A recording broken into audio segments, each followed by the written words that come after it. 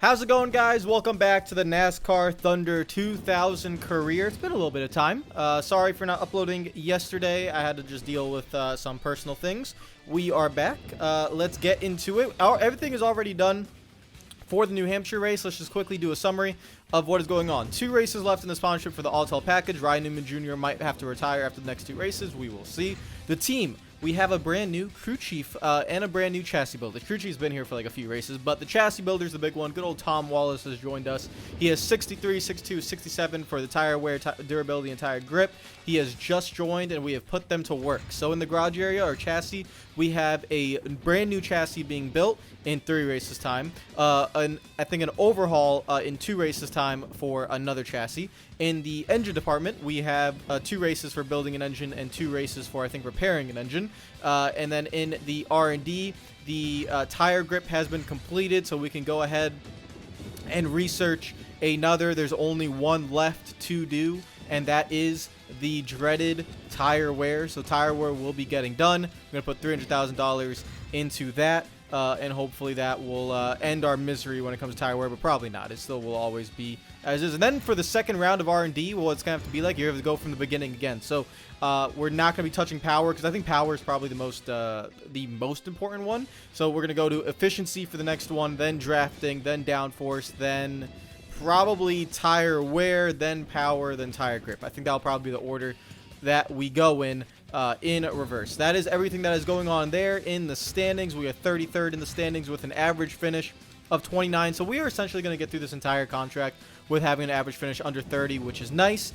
We are ahead of our little rival Bobby Hamilton right here, who we need to continuously finish ahead of. That is what we need. For New Hampshire, the car for the New Hampshire race will be 57.58 power with efficiency and 53.51 tire grip, tire wear. So again, not the greatest, but we have 58 downforce in there, so maybe a little bit extra downforce while not having the tire grip or the tire wear. Let's go over to the New Hampshire 300 at New Hampshire International Speedway. I want to give a shout out to all the Patreon members, as always, for your support on the channel. Thank you so much for your support. You guys are the best. As always, hopefully you're having a great day. And as we enter the summer months, you're just having a great 2024. It's flying by, so hopefully you are enjoying it. New Hampshire last time out made me sad because it's a flat racetrack, and you guys know what happens when we get to flat racetracks. It's just it's not going to go well. Okay, we will try our best, but that means we need to work on the setup and pray to God. That's what we need. All right, let's see how lap 1 is at New Hampshire. 32nd. We need 7 more spots to have a shot for the sponsor payout, and it's not looking good because that is a terrible turn 1, and I've tried everything. This might be one of the worst tracks for us, maybe the worst. I mean, I've tried everything, and there's just no way to get the car gripped to the racetrack. Like, I've tried every setup, and it is just not working. So we're going to swallow our medicine for today. It's going to be one of those videos. It's going to be one of those days. It is not going to be a sponsorship payout day because 32nd is not in the top 25. So that is that. We're not getting a payout.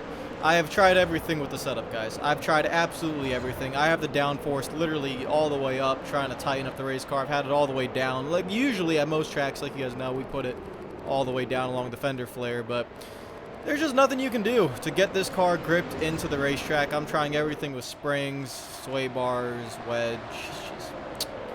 There's really nothing else to do. So I think you just have to deal with it, and that is that. I can even go even more on the fender flare, but no, I'm not gonna do that. There's just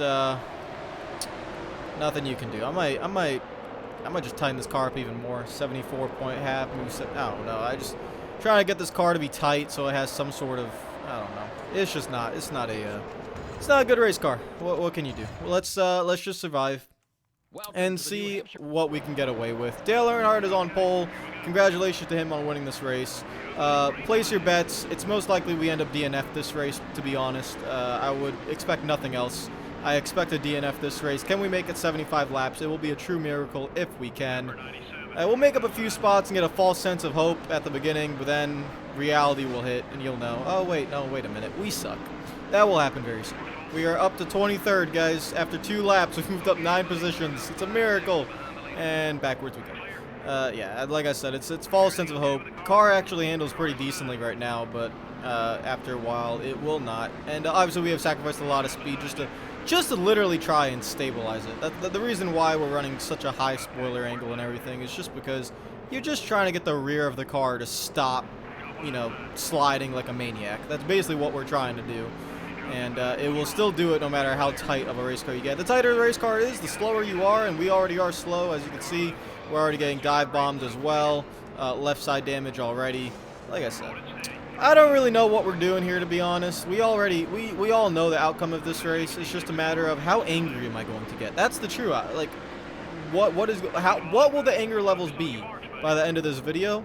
I'm going to try and stay as calm as possible. That's really the challenge for today. Just stay as calm as possible, and we'll just deal with it from there. We're off the pace. Everything okay? Crew chief, listen, I know you're new here. I know you are. Listen, I'm sorry, but no. This is the norm around here when it comes to flat racetracks, okay? It's like the weakness. Where you go to a flat racetrack for us, there's no hope, all right? Anything that is flat, we are suffering. That's just how it is, crew chief. Gotta deal with it, okay? Now, there is a small plan for this race, and the plan is let's not suffer too much damage because we need to run this engine and most likely this chassis again. So we need to just keep this car in as best shape as possible to make sure that we can run it for the next race. I think we'll have probably like 55 or 56 power left. So we really need to not damage the front of the car. We probably will get rear damage just from being a, you know, basically like a cone, like a traffic cone. Like, we will get hit. But if we could just get away from this race with as little to no damage as possible, that will be a minor success because we need to run this same exact chassis and engine most likely for the next race. So that is going to be the plan. And also another plan is really, please don't damage my car, really to kind of let the leader go and hopefully they put as many guys one lap down as possible. The goal for us is to not go 2 laps down. We need to try as hard as possible to not go 2 laps down. And the good thing about New Hampshire is that New Hampshire is a short race. So time is on our side, that we will not go 2 laps down. We just got to go as fast as we can. It's going to be probably lap 15 by the time we go a lap down. So then, you know, you do the math. Tire wear increases. We'll probably pit around lap 30 because we'll be close to going 2 laps down. We just got to stay 1 lap down. That's the goal. And then we'll go from there. And there goes the leader, Mr. Earnhardt Sr. He's right there on the outside. There he goes. Didn't even put up a fight. He just drove around us on the outside. We are 1 lap down in 39th. Now, not the worst. Not the end of the world. We will just continue on. We're actually doing a little bit better than I thought we would, to be honest. I'm not as slow as I thought. Listen, we're not in the 40s. All right? I count that as a success. I know the standards are low, but I count it as a success. I'm trying really to not get run over right now. We don't want any rear end damage. So I'm trying to go as fast as I can without getting run over. You gotta keep an eye on when we want to pit. It's probably gonna be that lap 30 mark, maybe even a little bit closer than that, mainly because we're gonna need fresh tires to stay 1 lap down. Nice to know there are some guys slower than us. We're still 39th. I actually don't even know where 40th place is. I have no idea. So we continue on. The 27 is in 40th. Don't really see him anywhere in the mirror. So yeah, we are continuing on at a nice measly 80. Oh, there's the first real slide of the day on lap 20. It's fine. I'm hoping Earnhardt gets held up as much as possible in the lap traffic, but I also hope he puts as many guys a lap down as possible. So it's kind of a weird thing that we're trying out, but we just don't want to go 2 laps down. That's the whole goal. Don't go 2 laps down. All right, the good news is we're doing a lot better than I thought when it comes to not going 2 laps down. We are on lap 26, coming to 27. There's a blown engine. Hopefully that will be a position. Who is that? That is Ward Burton. That will be a position. Thank you, Ward Burton. Well, yeah, we're still half a track ahead of Dale Earnhardt, so that is good. That means we can get to that lap 30 marker that we've been aiming for. We can pit, get fresh tires, and I think we will stay once it all cycles through, we will be 1 lap down. That is the hope that I think we will be. And yeah, we've been keeping up with Bobby Hamilton. I mean, Bobby Hamilton's 4th position up there, and he has been the same distance he's been for the last 15 laps. So we're actually not as bad as I thought. Like, the tire, maybe, you know, the spoiler adjustment we've made, you know, just trying to keep this thing intact a little bit. You can see now it's really starting to give out, but I've been trying to just keep this car as stable as possible. It's slow, but it's definitely more stable than previous race cars and more stable than last time we were here at New Hampshire. So we are trying everything to fight and survive and claw from the back of the pack. We need to pit probably next time by. Books, Lewis. Books. Next time by. All right, we are pitting this time by. Here we come. Nice 70 miles per hour. Here we go. 69 on the dot. Beautiful scenes. We're not going to repair any damage. We're not going to make any changes. We're going to just take 4 tires and fuel, and we will go on our merry way. The whole goal, again, guys, is don't go 2 laps down when it cycles through. So we're going to try and use these fresh tires to stay ahead of Dale Earnhardt in the cycle to not go 2 laps down. And as soon as I say that, the updated pit crew, you know, the pit crew that have been hired because they were better, have decided to throw that plan away, and they're going to give us a nice 20-second pit stop?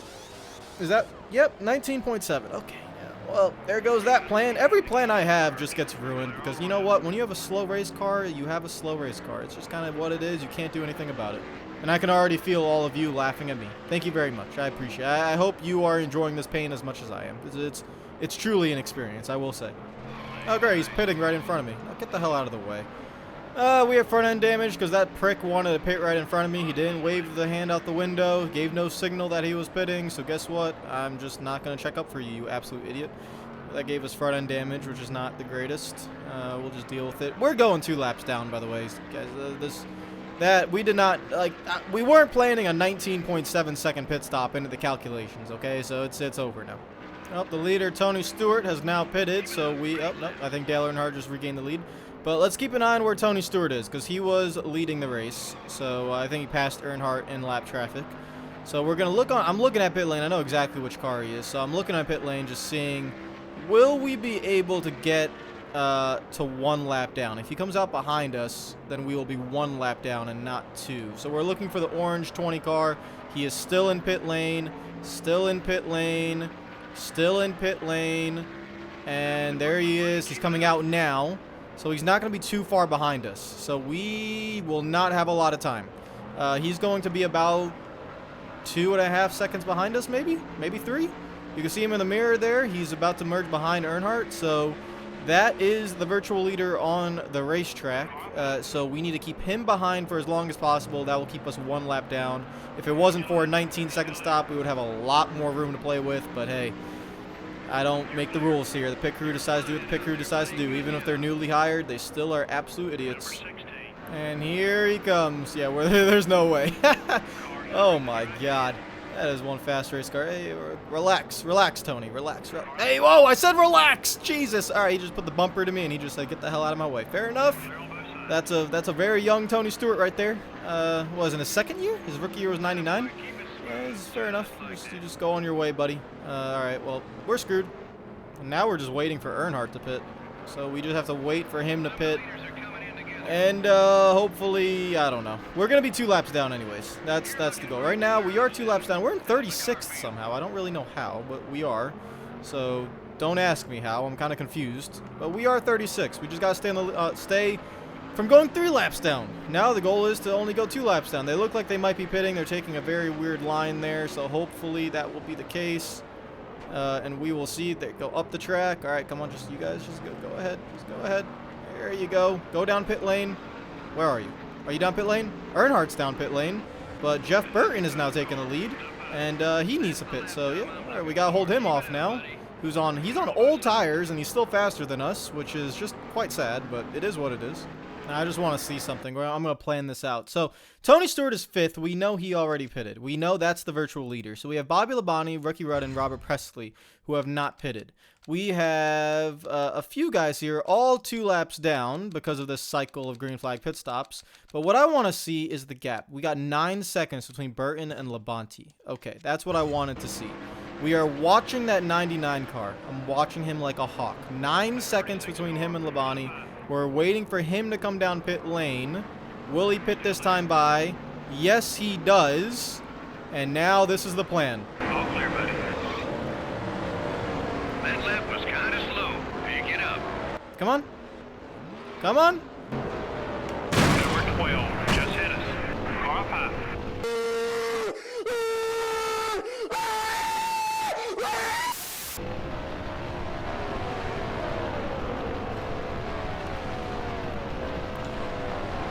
The yellow didn't wave as much. That didn't go to plan.